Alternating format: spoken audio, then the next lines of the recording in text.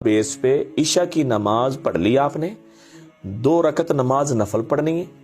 2 رکعت نماز نفل ایسے پڑھنے ہیں کہ پہلی رکعت میں سورہ اخلاص 11 دفعہ پڑھنی ہے، دوسری رکعت میں بھی سورہ اخلاص 11 دفعہ پڑھنی ہے۔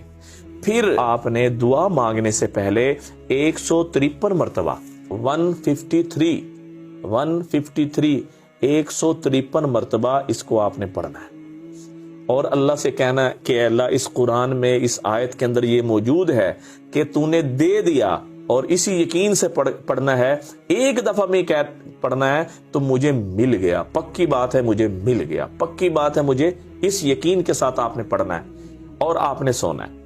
یہ گھر میں جو ہے نا جی مستورات ہیں وہ بھی کر سکتے ہیں، مرد حضرات ہیں وہ بھی کر سکتے ہیں، بچوں سے بھی کروائیں۔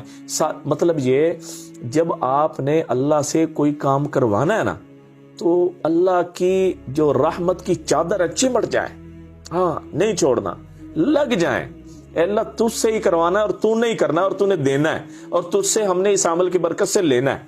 پھر دیکھیں اس عمل کی برکتیں اور اس کی رحمتیں، اور پھر اللہ پاک کی طرف سے خیریں کیسے متوجہ ہوتی ہیں۔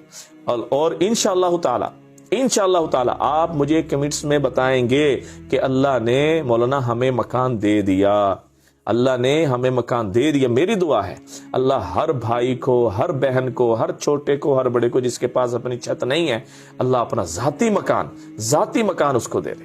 یہ عمل کریں، مجھے دعاؤں میں یاد رکھیں۔ السلام علیکم ورحمۃ اللہ وبرکاتہ۔